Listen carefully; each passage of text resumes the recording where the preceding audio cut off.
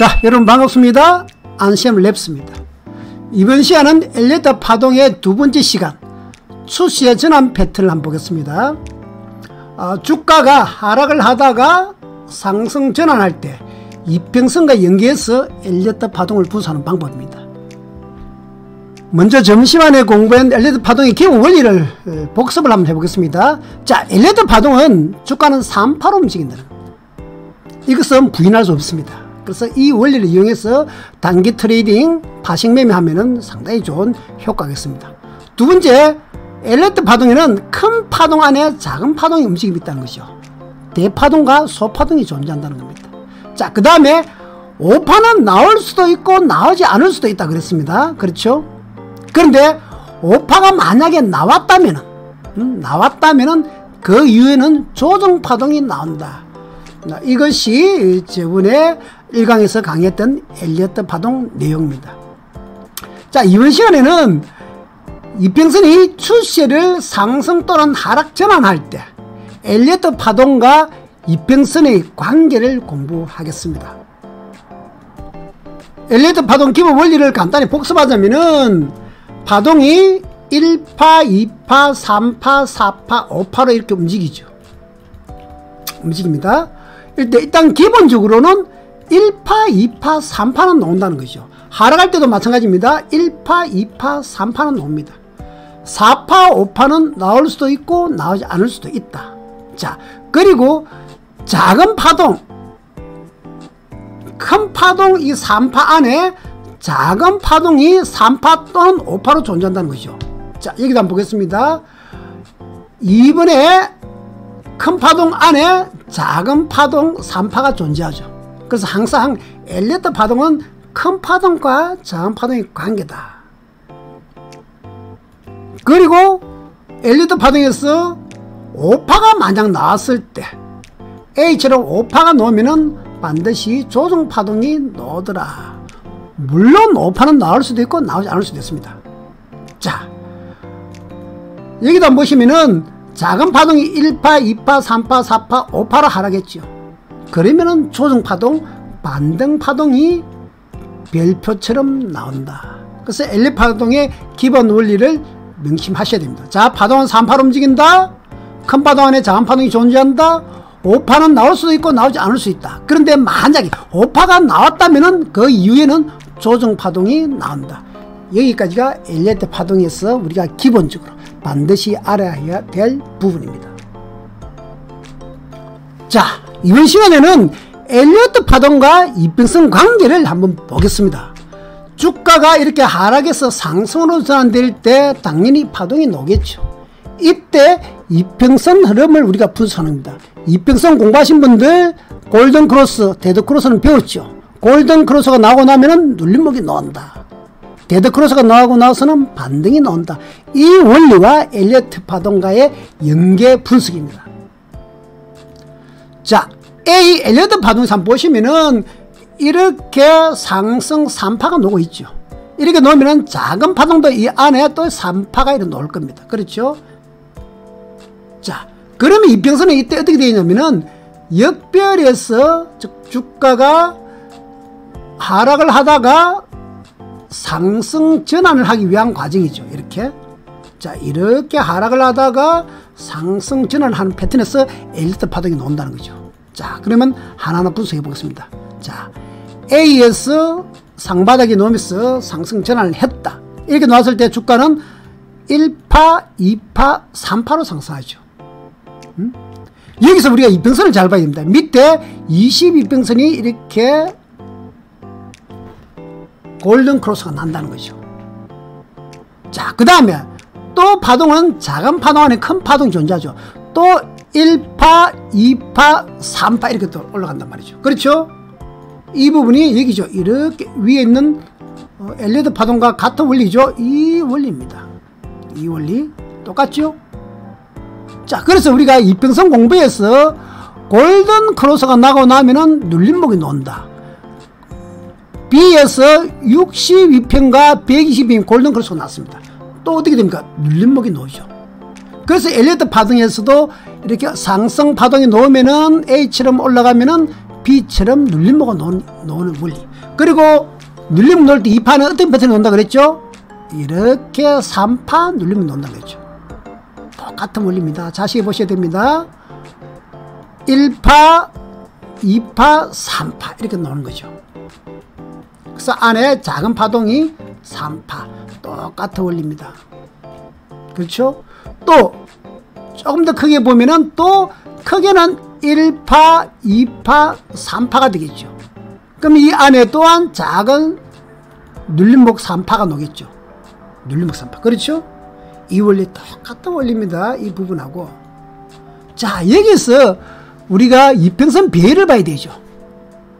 22평이 돌아서고 62평이 골든 크로스 나고 122평이 또 이렇게 골든 크로스가 나고. 자, 얘기 한번 봅시다. A 부분에는 242평선이 녹색선입니다. 이렇게 놓으면서 위에 있는 122평선이 이렇게 되죠. 122평선, 242평선 골든 크로스 납니다. 자, 그러면은 조정 파동이 또 이렇게 나오겠죠. 이렇게 크게 보면은 1파, 2파, 3파 이렇게 되는 거죠. 그래서 이 아래에 보시는 우리 그림 보시면 제가 별 붙인 그림을 잘 보십시오.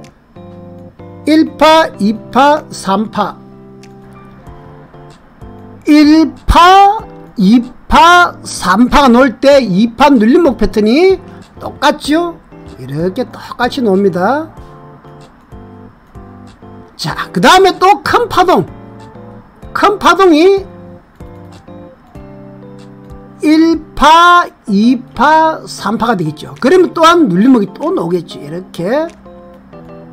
그래서 여러분들이 우리가 패턴 자세히 보시면 엘리어트 파동에서도 보시면은 1파, 2파, 3파 올라갈 때 눌림목 패턴. 하락할 때도 1파, 2파, 3파 할 때 또 반등 패턴. 또 그리고 그 안에 작은 파동이 들어있다는 거. 원리와 똑같습니다. 다만 차이가 뭡니까? 이평선은 배수관계입니다. 5, 20, 60, 120, 240. 그래서 60과 120 2배죠. 120과 240 또 2배입니다. 원래는 이평선은 5, 10, 20, 40으로 가는데 날짜와 맞추다 보니까 이렇게 5, 20, 60, 110, 240 배수관계로 되어 있습니다. 이 원리를 생각한다면은 주가가 이렇게 한번 올라갈 때마다 작은 파동과 큰 파동이 3파는 큰 파동 3파는 작은 파동 1파의 크기가 같겠죠. 당연한 논리입니다. 작은 파동 1파 안에 또 작은 파동이 3파가 들어있지만은 그 크기는 1파와 3파는 같습니다. 그리고 또 크게 한번 보시면은 1파와 3파도 또 크게 보면은 하나의 파동이죠. 이렇게 1파, 2파, 3파죠. 그러면은 마지막 별표 친 3파는 앞에 1파, 2파, 3파의 크기와 같겠죠. 그래서 엘리트 파동과 조금 다른 면인데 이평선하고 연결을 해보면은 파동의 크기가 이렇게 배수관계로 움직인다는 거죠. 앞쪽에 하나의 큰 파동과 하나의 큰 파동이기 때문에. 그래서 파동이 점차 확대되는 걸 알아야 됩니다. 작은 상승 3파, 큰 3파, 큰 3파 이렇게 움직인다는 거죠. 이 배수관계. 그래서 엘리트 파동은 단순히 같은 크기로 비교를 하지만은 사실 이평선과 비교를 하면은 이런 흐름이 중요합니다. 그러면은 이 부분은 매우 중요한 게 엘리트 파동도 나오지만은 우리가 이평선이 눌림목 주는 패턴이 있죠. 22평을 뚫고 눌림목 줬다가 다시 상승하고 60평을 뚫고 눌림목 줬다가 다시 상승하고 122평을 뚫고 눌림목 줬다가 다시 상승하면서 역별에서 정별로 간다는 거죠. 이러한 배수관계를 아셔야 합니다. 단순히 엘리어트 파동 하나만 봐서는 이렇게 알 수가 없고 또 이평선만 분석해서는 알 수도 없습니다. 이렇게 엘리어트 파동과 이평선을 접목해서 분석하셔야 이렇게 깊이 있는 내용을 알 수가 있습니다. 자, 이번에는 하락을 한번 봅시다. 주가가 이렇게 상승을 하다가 하락을 할 때도 똑같이 파동이 나오겠죠.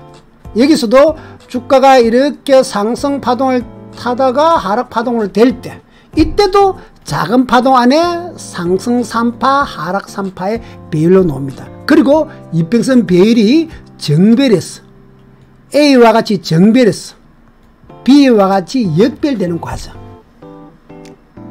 여기도 똑같이 배수관계가 나옵니다. 1파, 2파, 3파, 1파, 2파, 3파, 또 1파, 2파, 3파. 자, 여기서 우리가 2파가 하는 역할이 뭐죠? 2파는 역시나 반등이죠.